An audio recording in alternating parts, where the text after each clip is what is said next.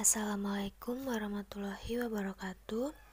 Nama Lestari Septianingrum, NPM 1903031034, Prodi Akuntansi Syariah, nama kampus IAIN Metro. Di sini saya akan menjelaskan materi tentang struktur pasar modal Indonesia.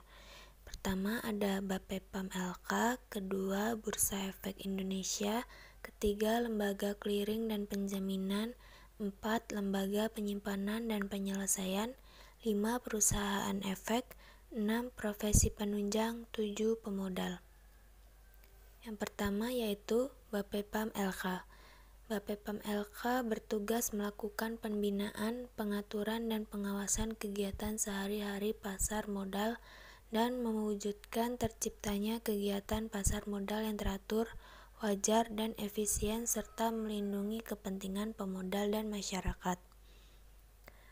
Bapepam juga mempunyai fungsi yaitu menyusun peraturan di bidang pasar modal, menegakkan peraturan di bidang pasar modal, pembinaan dan pengawasan terhadap pihak yang memperoleh izin usaha, persetujuan, pendaftaran diri Bapepam, dan pihak lain yang bergerak di pasar modal. Menetapkan prinsip keterbukaan, penyelesaian keberatan yang diajukan oleh pihak yang dikenakan sanksi oleh Bursa Efek, LKP, dan LPP, penetapan ketentuan akuntansi di bidang pasar modal, pengamanan teknis pelaksanaan tugas pokok Bapepam sesuai dengan kebijaksanaan Menteri Keuangan. Yang kedua ada Bursa Efek, merupakan lembaga resmi yang telah memperoleh izin dari Bapepam LK selaku pihak yang berwenang untuk menjalankan perdagangan efek serta menyediakan sarana pendukung dan mengawasi kegiatan anggota Bursa Efek. Yang ketiga ada Lembaga Clearing dan Penjaminan, bertugas untuk menyediakan jasa clearing serta penjaminan penyelesaian transaksi bursa yang teratur, wajar, dan efisien.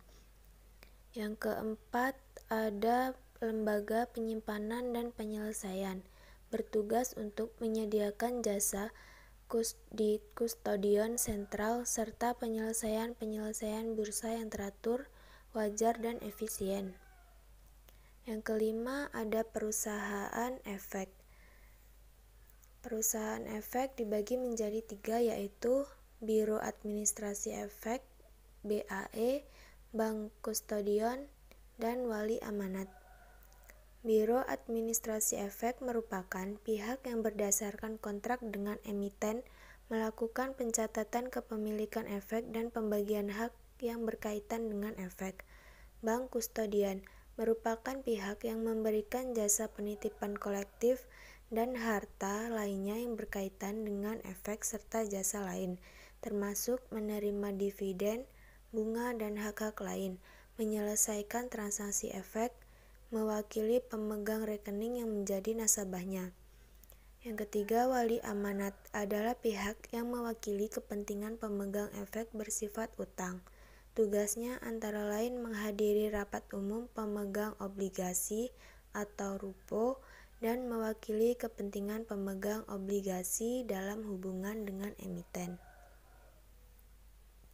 Yang keenam, profesi penunjang, yaitu ada akuntan, konsultan hukum, penilai, dan notaris.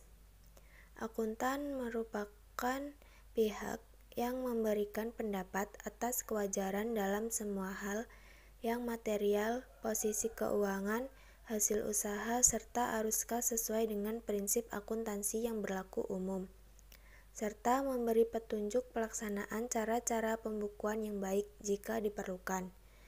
Konsultan hukum bertugas melakukan pemeriksaan secara menyeluruh dari segi hukum atau legal audit, memberikan pendapat dari segi hukum atau legal opinion terhadap emiten dan perusahaan publik. Penilai merupakan pihak yang melakukan penilaian terhadap aktiva tetap perusahaan, kemudian menerbitkan dan menandatangani laporan penilai, yaitu pendapat atas nilai wajar aktiva yang disusun berdasarkan pemeriksaan menurut keahlian penilai.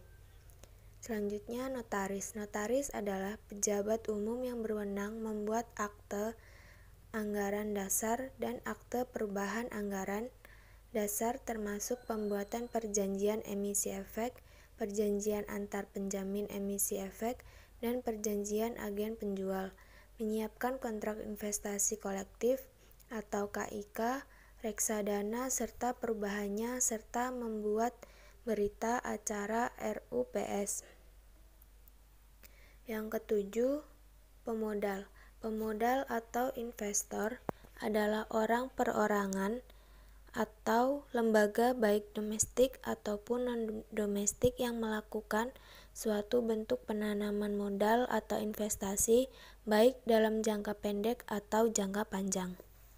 Sekian penjelasan dari saya. Wassalamualaikum warahmatullahi wabarakatuh.